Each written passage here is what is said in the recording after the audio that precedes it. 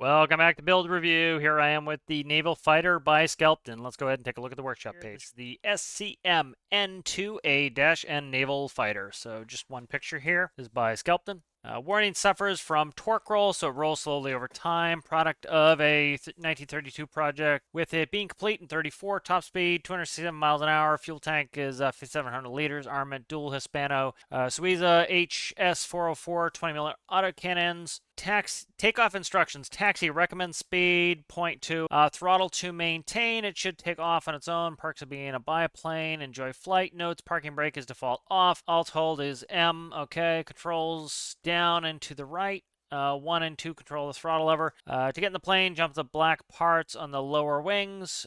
Should hold steady at 85 to 90 degrees at full throttle in the desert. Use common sense. Controls: WS pitch, AD roll. Left right is yaw. Space for trigger. Circuit breaker for the gun sight. 1 for throttle up. Push and hold. 2 for throttle down. 3 for gear up down. All right, sounds good. Let's take a look at the build. All right, so let's go ahead and look at the naval fighter here. So gearbox sticking out there. I like the shape for the cowling there. Now you see a biplane. Nice detailing on the paint there. Pretty cool there. Some good paint over here. That's interesting. Look at the tail there. Like that. Well designed. I like the shape of it. Let's go ahead and try to get in. So it said step in the black parts. IRL, they'll have some like sticky tape there for it. Canopy. Alrighty. So let's go ahead and jump in. I'll check. Instructions are pretty simple here. Let's see if we can find it here. So parking brake, it starts off. Let's do starter. Okay, what's up with that, man? All right, so that's very interesting. All right, let's recall it. So it starts with the throttle all the way forward, which is interesting. It's not all that safe. Generally have your throttle at idle. So let's put the throttle at idle, and then let's try to start it. And we have brakes on here. I don't see any brakes. So it's always nice to have brakes. Let's see. I'll stick the parking brake on. All right, let's see. Can't read that. So it's fuel. That is altimeter. So I really can't read that gauge. And let's put it right there. So that works. 30 feet. Altimeter in meters. Okay. Airspeed, meters per second.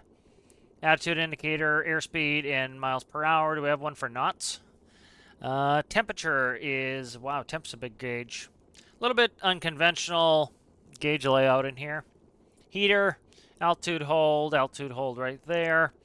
All right, let's read the H menu. So AD, roll, WS pitch, left, right is yaw, space is trigger, and 1 is throttle up, 2 is throttle down, 3 is landing gear. All right, so let's go ahead and take this park brake off, and we'll taxi out.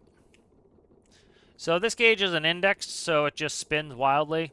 You know, it'd be nice to have that indexed to your max speed, so it's actually usable.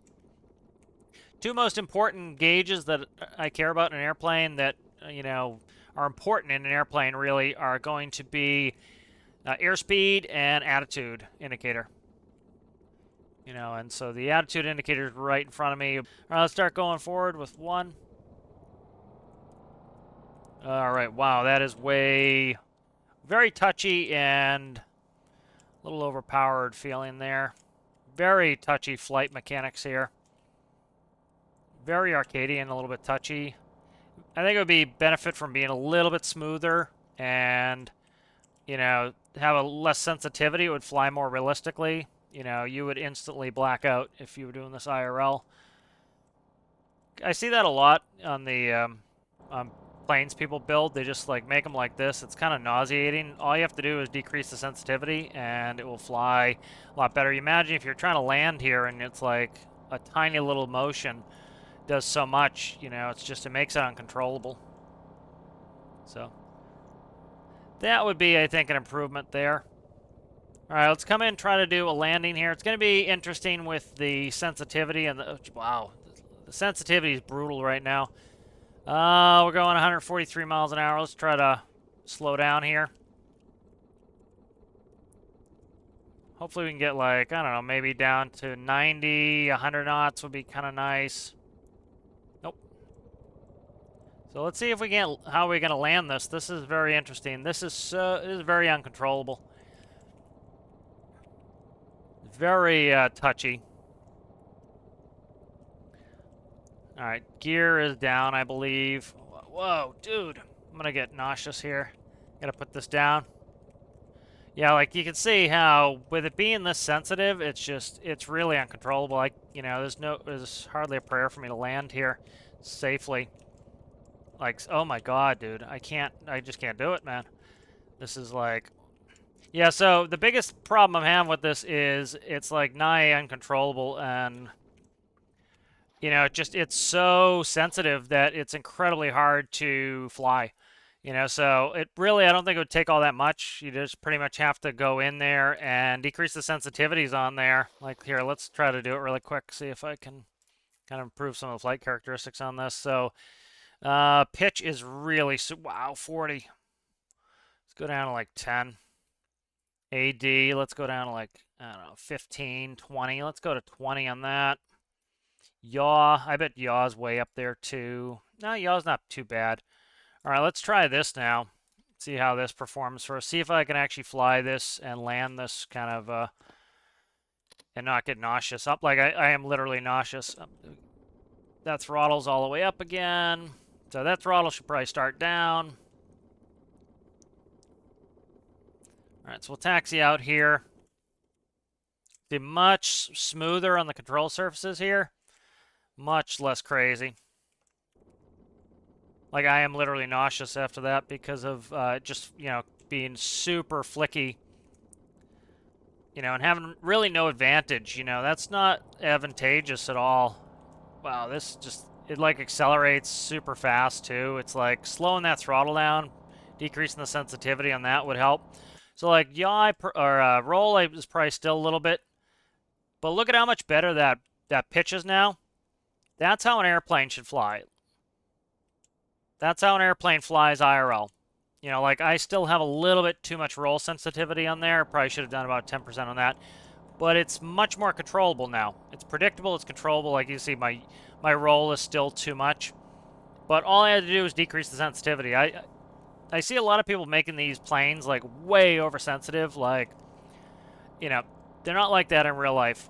And for good reason. The pilot would be dead from G-loading and be nauseous, and no pilot would ever be able to fly the airplane.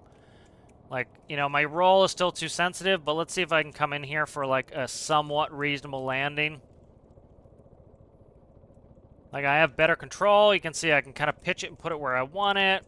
There we go. A little bit better there. Let's go around and try again. Yeah, I would cut the sensitivity down on the throttle as well. The throttle is way too sensitive. I should be able to keep my airspeed within like 1 knot of what I want it. On a check ride, I think it's plus or minus, what is it, 5 knots? 10 knots of airspeed? I think it might be plus or minus 10 knots of airspeed. So like, see here, I'm going to do 1 tap. We'll see how far off we get. So 244, let's do 1 tap. So that's not too bad. I would personally cut the sensitivity down because I have to literally just tap it off. It would be better if I could just hold it for a little bit. Let's see. I'm trying to get... Whoa. Yeah, roll is still too sensitive. I would go down to 10% on roll as well. But like, I'm not getting nauseous anymore. This feels like an airplane to me. Like this. I understand a lot of people have never flown an airplane before, but this is much more like how an airplane is. And this is fighter rolling and pitching rates. So it's not like you're making it not a fighter. You're just making it, actually functional.